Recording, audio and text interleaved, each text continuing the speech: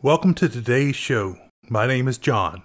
As always, you can subscribe to the show on Apple Podcasts, formerly known as iTunes, or follow the links to social media in the podcast show notes. So please subscribe when you're finished listening. You can also go to snarkymoviereviews.com to read notes, bios, and other random movie thoughts. Today's movie is The Garment Jungle, 1957. This movie is a gritty film noir crime story that's great for our Noirvember celebration. The only reason I took a look at this movie is because of Robert Loggia. Robert Loggia. Can you spell that for me? Certainly. That's Robert Loggia. R as in Robert Loggia. But with Lee Cobb, Gia Scala, and Richard Boone, it turned out to be a pretty solid movie with a decent plot. The movie is rated at 6.6 on IMDb.com. The movie has 64% ratings on Rotten Tomatoes. I feel it's a little better than the ratings. The movie was directed by Robert Aldrich, but Vincent Sherman took over at the end. Aldrich is uncredited. Glenn Erickson stated, quote, "Depending on which source one believes, there's a hot Hollywood story behind The Garment Jungle. The feisty independent Robert Aldrich was the film's original director, and it has often been reported that Columbia showed him the door after mogul Harry Cohen realized it was Aldrich who produced and directed The Big Knife." That 1955 movie had Rod Steiger in the role of Stanley Hoff, a vulgar, brutal studio head supposedly modeled after Harry Cohen, unquote. So let's jump right into our two show veterans and lots of new people to talk about. Actors. Right, and I'm a Shakespearean actor. Richard Boone played Artie Ravage, an evil mobster. Boone was first covered in episode 49, The Alamo, 1960. Willis Boucher had a small role as Dave Bronson, the president of the Union. Boucher was first covered in episode 37, The Violent Men, 1955. Lee Cobb played hard and tough businessman Walter Mitchell. Cobb was born in 1911 in New York City. I'm walking here! I'm walking here! He was a musical prodigy until he broke his wrist, ending his violin career. At the age of 16 or 17, he ran away to Hollywood, but general lack of success forced him to return to New York. After he returned, he acted in radio dramas in the daytime while attending City College of New York studying accounting. Returning to California in 1931, Cobb began performing at the Pasadena Playhouse. His acting in California led to a short run back on Broadway. Cobb joined the Group Theater Project in 1935. Others in this politically left group included Elia Kazan and John Garfield. During the Red Scare and the Un-American activities of the House Un-American Activities Committee HUAC, all of these men were investigated. Cobb made a few films, but his film career really began with North of the Rio Grande, 1937, and Rustler's Valley, 1937. Cobb took time off from film to serve in the U.S. Army Air Corps during World War II. Following the war, some of his movies include Anna and the King of Siam, 1946, Johnny O'Clock, 1947, Boomerang, 1947, and Call Northside 777, 1948. He really hit his stride in the 1950s. Movies during this period include On the Waterfront, 1954, The Man in the Gray Flannel Suit, 1956, The Three Faces of Eve, 1957, The Brothers Karamazov, 1958, and A Real Angry Juror in 12 Angry Men, 1957. Cobb was called before HUAC and sadly named names. The investigation had already caused his wife to have a nervous breakdown, so he chose to save his career at the cost of others. Other films by this actor include Exodus, 1960, How the West Was Won, 1962, and Our Man Flint, 1966. Cobb died in 1976 at the early age of 64. Robert Loggia played Paragon of Virtue and union organizer Tullio Renata. Loggia was born in 1930 in New York City. I'm walking here! I'm walking here! For some reason, Loggia left New York to get a journalism degree from the University of Missouri. After graduation, he returned to New York and joined the Actors Studio. Loggia served in the U.S. Army before beginning to work in television. The Garment Jungle 1957 was one of his earlier film roles. He really became well known after his appearances in Scarface 1983, Big 1988, and Independence Day 1996. Loggia appeared on the original Hawaii Five-0 in 1968 and returned to the new version of Hawaii Five-0 in 2010, playing a World War II veteran on the USS Arizona. Loggia died in 2015, just short of his 86th birthday. Kerwin Matthews played Alan Mitchell, the son of the garment factory owner. Kermit was born in 1926 in Washington. When his parents divorced, Kerwin moved to Wisconsin with his mother. Kerwin began acting in high school but ended up spending some time in the Army Air Corps during World War II. Following the war, Kerwin attended Beloit College and taught high school English for several years. Finally, he headed to Hollywood to become an actor. Kerwin began studying at the Pasadena Playhouse and was soon signed to a 7-year Columbia Pictures contract. His first big role was Five Against the House, 1955. Based on the strength of this work, he was cast in The Garment Jungle, 1957, and a war movie, Tarawa Beachhead, 1958. He was cast as the lead in The Seventh Voyage of Sinbad, 1958, where he was able to use his fencing skills against an array of creatures created by special effects master Ray Harryhausen. Kerwin did more stop-action films with The Three Worlds of Gulliver, 1960, and Jack the Giant Killer, 1962. Other films include The Last Blitzkrieg, 1959, Man on a String, 1960, and The Devil at 4 O'Clock, 1961. In the 1960s, Kerwin had to go overseas to get leading film roles. Kerwin retired in 1978 to live in San Francisco, where he patronized the arts. He died in 2007. Gia Scala played Teresa Renata. Scala was born in 1932 in England. However, she later moved to Sicily with her father. Gia moved to New York City and graduated from high school there in 1952. Gia studied with Stella Adler at the Actors Studio and worked odd jobs. 2 years after she graduated from high school, she appeared on a game show. A Universal Talent Scout saw her and quickly signed her to a contract. Gia took a few small parts and quickly began getting larger roles. These films include The Price of Fear, 1956, The Garment Jungle, 1957, Don't Go Near the Water, 1957, The Two-Headed Spy, 1958, The Angry Hills, 1955, I Aim at the Stars, 1960, and the great anti-war film The Guns of Navarone, 1961, starring Gregory Peck and Anthony Quinn. In this last film, Gia played a partisan that was believed to have been tortured by the Nazis so severely that she could no longer speak. It was also during this time that she made her first suicide attempt, following the death of her mother in 1958. Her depression and drinking ruined her career and she lost her studio contract. When her ex-husband remarried in 1967, Gia attempted suicide again. She sought psychiatric treatment and spent her time painting. In 1972, she finally ended her life with booze and sleeping pills. Valerie French played girlfriend and buyer Lee Hackett. French was born in England in 1928. After college, she went to work in the BBC drama department and later decided to try acting. She joined the Theatre Royal Repertory Company. After working in English films, she moved to Hollywood in 1955. Her best-known American roles are Jubal, 1956, Decision at Sundown, 1957, and The 27th Day, 1957. In the 1960s, French began doing more stage work and also worked in daytime soap operas. Her IMDb.com profile says she was a former Miss Galaxy, but I can't find any other reference to this. French died in 1990. Harold J. Stone played shop manager Tony. He plays a big tough guy, so I kept expecting him to be in The Mob. Stone was born in 1913 in New York City. I'm walking here! I'm walking here! Stone's family was in the Yiddish theater, and he began working at the age of 6. Stone studied medicine at college, but changed to acting after graduation. He first worked in radio, but was on Broadway by 1939. Beginning in the 1950s, Stone began playing, mostly tough guys, in films.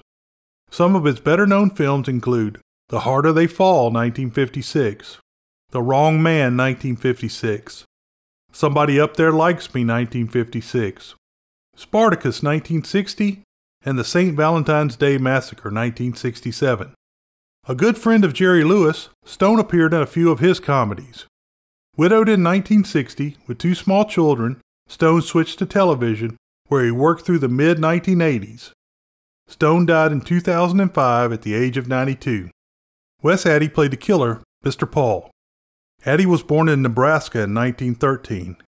He studied economics at UCLA before becoming an actor. In 1935, he made his Broadway debut, working extensively in Shakespeare plays. Like many of his era, his career was interrupted while he served in the U.S. Army during World War II. After the war, he went back to the theater. In 1950, Addy began working in television and made his first movie the next year, The First Legion, 1951. He had a good run in movies with Scandal Sheet, 1952, My Six Convicts, 1952, Kiss Me Deadly, 1955, The Big Knife, 1955, Timetable, 1956, The Garment Jungle, 1957, 10 Seconds to Hell, 1959, Whatever Happened to Baby Jane, 1962, and Hush Hush, Sweet Charlotte, 1964. He did much better on television and even worked in daytime soap operas. My favorite role of his is Lieutenant Commander Alvin D. Kramer, the officer that gets cranky with his wife in Tora, Tora, Tora, 1970. Addy died in 1996 at the age of 83. Story. Let me explain. No, there is too much. Let me sum up. This movie begins in the garment district of New York City, where at the time, most of the clothing worn by Americans was made. The narration tells of a vice squeezing the business owners between the unions and the mob. On the cutting floor of Roxton Fashions, co-owner Walter Mitchell, Lee J. Cobb, and Fred Kenner, Robert Elstein, are having a fight about the union and the mob. Mitchell has allowed the mob in for a percentage to protect the shop. Kenner wants to pay a decent wage and let the union into the shop. Tony, Harold J. Stone, stands by watching the fight. Mitchell rips a dress off a model to show how complicated it is to make. She stands there in her underwear without a problem. Kenner storms towards the freight elevator that Mr. Paul, Wes Addy, is working on. Kenner steps into the elevator and it drops 27 floors, smashing and killing him. Mitchell is shocked by the death of his partner. Alan Mitchell, Kerwin Matthews, the son of the factory owner, arrives back in town on the day of Kenner's funeral. Alan is fresh out of the military and wants to go into the garment business with his father. Walter doesn't want his son to get involved with the business. Lee Hackett, Valerie French, who is the old man's girlfriend, comes in for the funeral. Lee is a very important garment buyer. She spills the beans that Kenner was killed. When Alan leaves the room, Lee says that Kenner was killed because he wanted to unionize. Alan comes back in and demands to work in his father's business. On his first day, Alan is late for work and Walter assigns Tony to train him. Tony tells him to be nice to the buyers and that there is no love in the dress business. There are models undressing all around. He is shown the sewing room and they are paid by the piece. Tony tells Alan that his dad learned through sweat and that the son learns through somebody else's sweat. Your papa knows every operation. He learned by lots of sweat. Boss's son, he learned by somebody else's sweat. A woman on the line wants more money for the piece she is working on, and Tony blows his stack. Tullio Renata, Robert Loggia, comes in and calls for calm. I don't want to start a big simmis, but it takes too much time to make this garment for the money. Now you listen to me. Who don't like it, pick up your check and get out of here. Now hold it, mister. Now suppose we talk this over. It'll get us a lot further than pushing the people around. Those days are gone for good. He is a labor organizer and everybody stops working. Walter comes in and Tullio tells him that the people in the shop want to unionize. Walter tells him to get out and Tullio talks about the hired goons and the murder of Kenner. Alan is shocked by what his father is doing after just spending 3 years fighting in Korea for people's freedom. Walter goes back to his office and calls Artie Ravage, Richard Boone. Artie is the head of the goons that Walter pays. Walter asks him directly about the killing of Kenner. Artie denies it, but at the same time, Mr. Paul from the elevator lights Artie's cigarette. Alan talks to his dad about the problems at the shop, but the old man stonewalls him. That night, Alan goes to the union hall. Tullio is there with his baby. Alan asks about Kenner. Tullio thinks he is at the union to make a payoff. Teresa Renati, Gia Scala, the mother of the baby, is next door teaching dancing lessons. Alan gets hit with the lightning bolts when he sees her. Teresa throws down on her husband for going to Roxton Fashion and says if he wants to be a hero for the union, he should go organize the devils in hell. I said keep out of it. Why should I keep out of it? I'm his wife. What do you want with him? Mrs. Renata, I'm Alan Mitchell. Mitchell? Roxton Fashion Mitchell? The son, not the boss. Anybody from that inferno, that no good. You went there after all I said. Honest to Peter and Paul, I'm married to a crazy lunatic. You want to be a hero for the union? Go organize the devils in hell. Tullio explains to Alan that his father's shop undercuts the other shops by $500,000 a year because he is not unionized. He says his father is using the criminal Artie Ravage to keep the unions out. Teresa gets a threatening call from the mob about her husband. Tullio leaves for a secret union meeting. At the secret union meeting, they're addressed by Dave Bronson, Willis Boucher. The news is that the Manufacturers Association is going to pull out of the agreement unless the final 10% of the garment shops are unionized. About that time, Mr. Paul, Ox, Adam West, and a couple of goons come into the secret meeting. Tullio stands up to Mr. Paul as the hall fills with goons. Paul pulls a gun and they beat Tullio and Bronson. This drives more union protesters into the streets. Alan comes into his father's office and Artie Ravage is there. Alan stands up to him. Right in the middle of the season, the union's got to start another drive. Don't worry, your shop they won't organize, I guarantee. If you have any trouble day or night, call me. This your son? Yes, I'll be through in a few minutes. Now, wait a minute. I'd like to meet the young blood. I'm Artie Ravage. I've heard all about you, Mr. Ravage. I've heard about you, too. Your father says you're coming in the business. That's right. Well, you and I got a lot to talk about. Not if I can help it. Mr. Ravage is a friend of the firm. So I've been told. Everything for the needle trade, including broken heads. Protection's my business. That's all I give your father. And nobody gets hurt unless he asks for it. Walter thinks his son is taking sides against him. Artie says he is in the protection business. Alan then brings in the beaten Tullio. Walter says he will never have the union in his shop. Tullio says the truckers are standing with the garment workers. Since the garment workers are striking, the trucks won't cross the picket line. Alan calls Teresa looking for Tullio and finds out that he is on the picket line.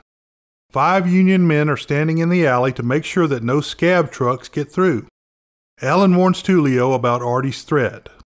Just then, a taxi with Teresa and the baby arrives in the alley. Tullio asks Alan to ride home with his wife in the taxi.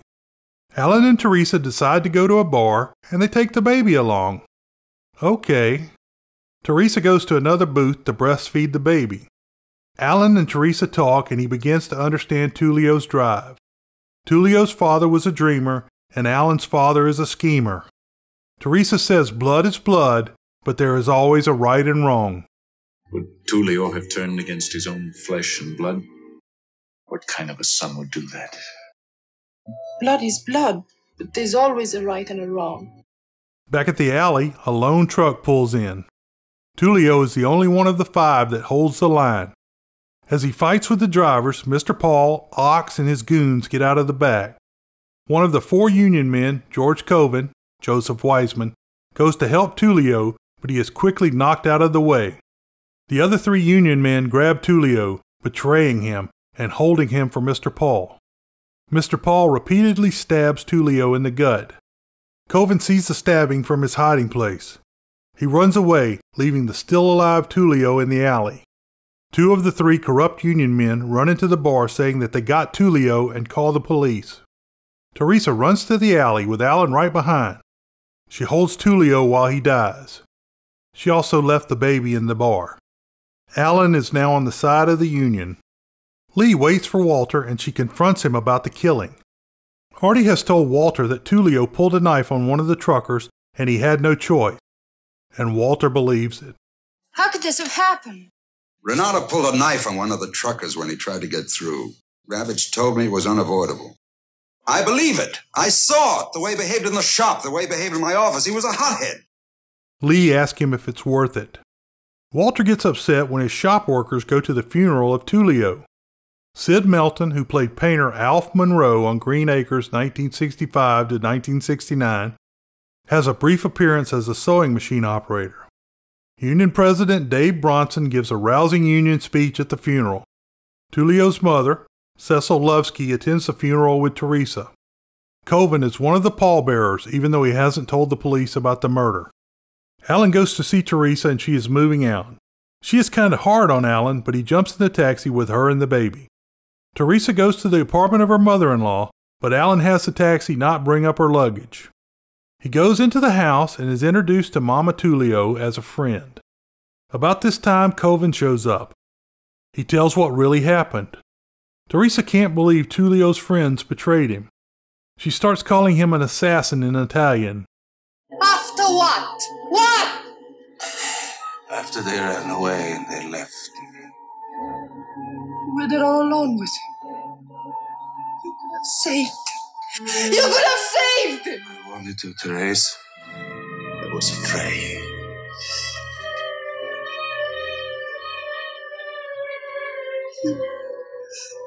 You let him die! Assassino! Assassino! Afraid of what? A newspaper shows that the story has broken. Artie meets with Mr. Paul and one of his thugs and says to put pressure on Coven before the grand jury hearing. The grand jury decides not to indict anyone. Walter and Lee hear the news in his apartment. Alan comes in and accuses his father of working with murderers. The old man slaps his face. Lee begs Alan to stay with his father, and he does. One day at the shop, Alan sees the three men that betrayed Tullio working on the ironing presses. Tony says Artie ordered him to let the men work. Alan throws them out and is willing to fight with scissors if necessary. The three men go to see Artie and he guarantees them a job. They have lost their union cards and can only work in non-union shops. Walter shows up in Artie's office. Walter finally accepts the fact that he's been working with a murderer. There was only one way to stop that organizer. Murder? Muscle is muscle. Use it to turn a buck and you might as well go all the way. For 15 years I kept the union off your back and you never asked me how. All you did was grab the benefits. Artie shows Walter that he's really in charge and makes threats against Alan. This changes everything for Walter. Walter says that he and Artie are through, but it don't work that way. Walter and Alan are in the shop on Friday evening as everyone leaves. Walter tells his son that Artie is out. He says he has records of every cent he has ever paid Artie. He plans on going to the district attorney in the morning. Walter says he is ready to go union and he sends Tony home for the weekend. Walter asks Alan to pick up Lee and Alan asks if Teresa can come along for dinner and Walter agrees. Walter goes to get his records and Alan calls Teresa. At a shoeshine stand are Mr. Paul and his goon Ox. Walter calls Lee and proposes to her. Suddenly, someone locks Alan's office door and he hears a gunshot. He breaks out and finds his dad dead on the shop floor. Artie hears that Alan plans on giving the evidence to the police. Teresa, Lee, and Alan wait at the funeral home. Lee finally tells them that she has the records that Alan has been looking for to convict Artie. Alan takes Teresa home and Mr. Paul and Ox ride by in a taxi and say they will break the baby's leg if Alan doesn't lay off. The baby is fine. Shortly, Alan sees Mr. Paul and Ox parked on the street. Lee gets a call and they threaten to destroy her face. Alan stands guard over Teresa and the baby. About sunup, Teresa takes over watch duty. The milkman comes and starts making deliveries. That's right, a man used to bring milk to your door in the morning. The milkman goes to Teresa's door, and when they turn him away, he leaves a package containing the records to convict Artie. Teresa hides the records, and Alan tries to make it to the phone a few blocks away. The goons catch him going out and load him into their car. Ox waits outside to watch Teresa as they drive Alan to see Artie. Teresa tries to get the records out, but Ox begins chasing her. Teresa heads onto the rooftop and makes a run for it with Ox in hot pursuit. Alan is taken to meet Artie at his father's office. Artie demands 50% of the profits and no union. Here's the deal. I'm not making any deals with you. Sunday morning in the garment district. Every building quiet like a cemetery. If anything happens, nobody hears, so pay attention. From your father, I got $2,000 a week cash. Every week. With you starting Monday. 50% of the profits. And the union stays out like always, no signing up. You run the business like I tell you. I'm going to run it the way my father intended. After he broke with you and you had him killed. When Alan says he has books on what Artie was paid, he gets mean. Artie begins beating the crap out of Alan, demanding to know where the books are. But Alan is a veteran and fights back. Teresa comes in with the police and they have Mr. Paul. The police arrest Artie for murder. Lee, Teresa, and Alan head for lunch, but Tony makes Alan go back to work. Tony says the union workers get an hour for lunch, but not the boss. World famous short summary? Hire a vet. Happy Veterans Day. Hope you enjoyed today's show. You can find connections to social media and email on my site at snarkymoviereviews.com. There are links in the podcast show notes as well. Remember, this show is completely free and independent. All that I ask is that you jump over to Apple Podcast and give me a review. It really helps the show get found. Find more Norvember Fest at my site. Beware the Moors.